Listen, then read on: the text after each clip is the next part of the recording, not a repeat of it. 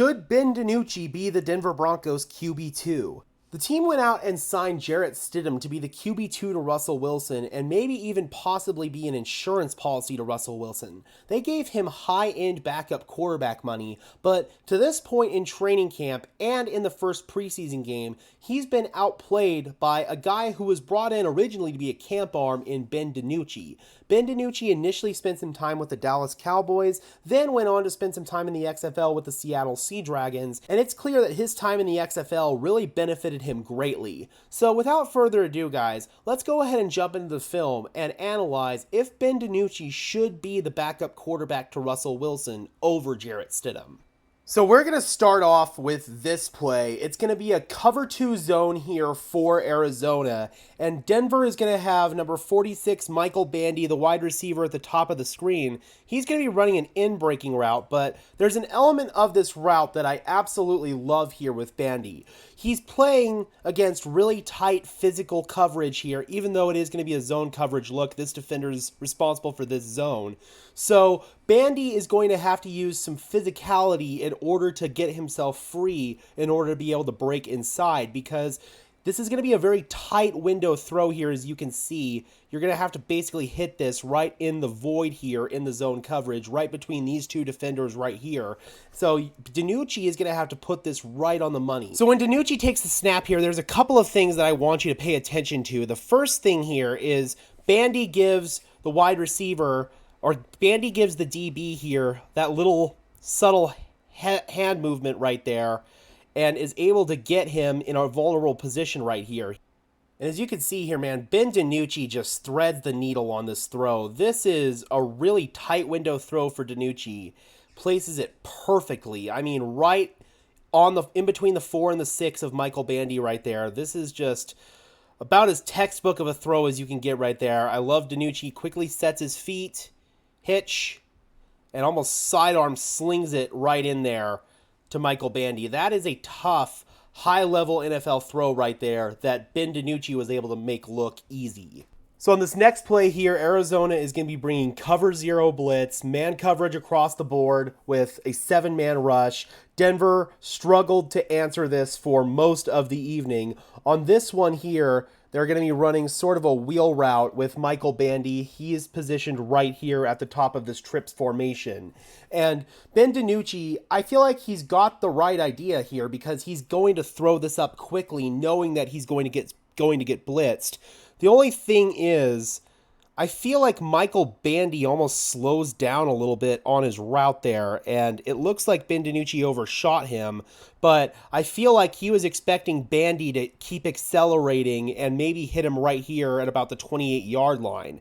Instead, you can see that Bandy just kind of slows down a little bit, and he's clearly not expecting the ball in this situation, or I'm pretty certain he's not expecting the ball, because he doesn't even really attempt to go out and track it. So I like what Ben DiNucci's doing here. He hits his back foot, just heaves it up there basically, and it's not a bad placement.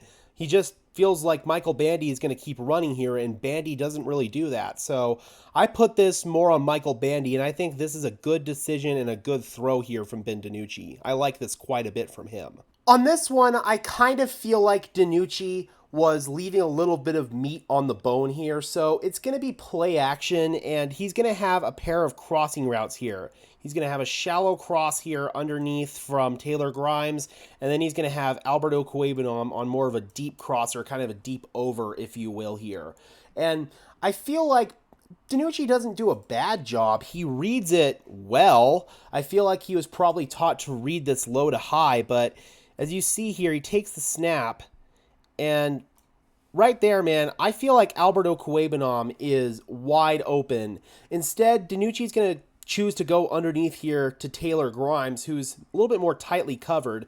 I mean, if DiNucci was taught to read this low to high, then this is a good decision, but I feel like, again, he just leaves some meat on the bone here, and he could have hit Alberto Cuebanam for an even bigger gain. I can't complain too much. It was a first down, but you would kind of like to see Ben DiNucci perhaps go ahead and take the deeper completion here. But again, his first read was open. I can't really gripe about it too much.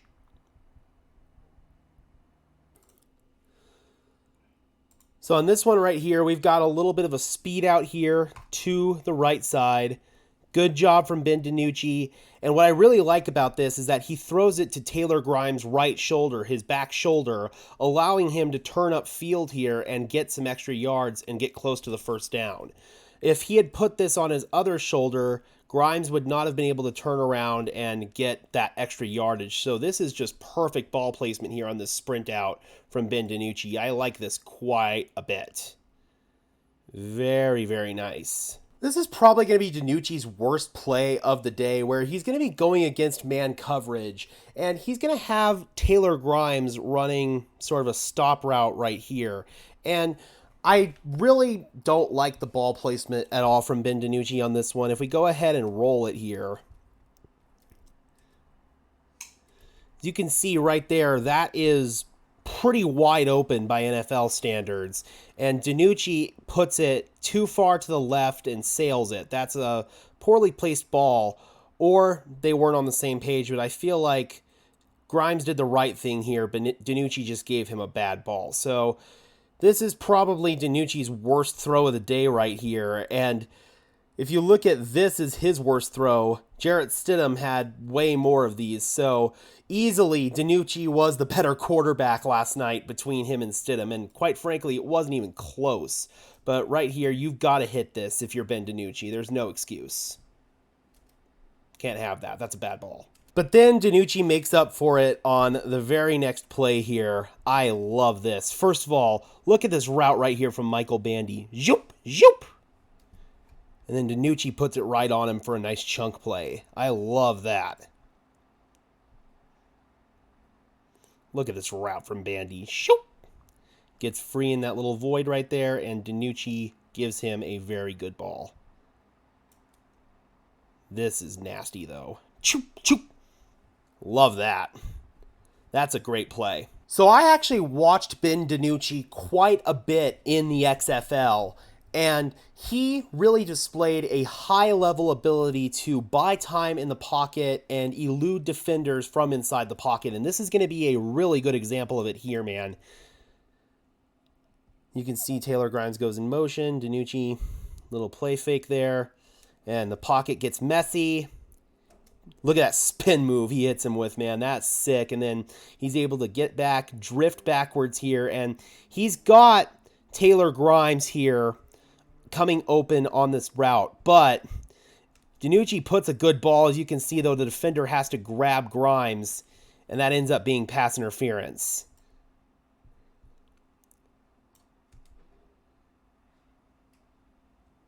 Actually, it's a little underthrown there by DiNucci, but still, the defender has to grab Grimes as he comes back for it, and that's just really, really nice right there. Good job from Grimes. Selling it.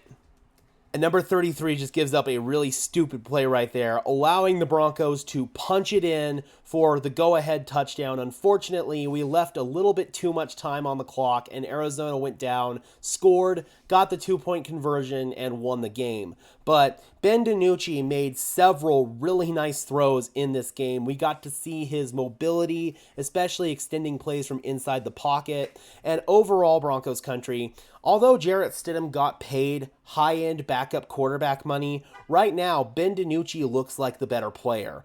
Ben DiNucci has been the better player in training camp, too. I mean, this cat has made these same kind of plays in camp, and it's really good to see it translate to an in-game situation. You can tell that Ben DiNucci's time in the XFL with the Seattle Sea Dragons really benefited him, and he does not look anywhere close to the player that started a game for the Dallas Cowboys in 2021. DiNucci, in my opinion, looks like a polished NFL prospect, and we should treat him as such. He's a NFL prospect, a very valuable one, honestly, that got some really valuable experience in a developmental league. So I'm really excited that we have Ben DiNucci on the active roster. And if he keeps playing like this and Jarrett Stidham keep playing poorly, Sean Payton might not have a choice. He might have to name Ben DiNucci the backup quarterback to Russell Wilson and name Jarrett Stidham the third string guy, because right now DiNucci looks like the better player and it's not even close. All right, Broncos country, I'm curious, how do you guys feel about Ben DiNucci's performance in this game versus the Cardinals, and what would you give him on a letter grade scale? Drop those comments down below, guys. I would love to hear hear your thoughts on this as always.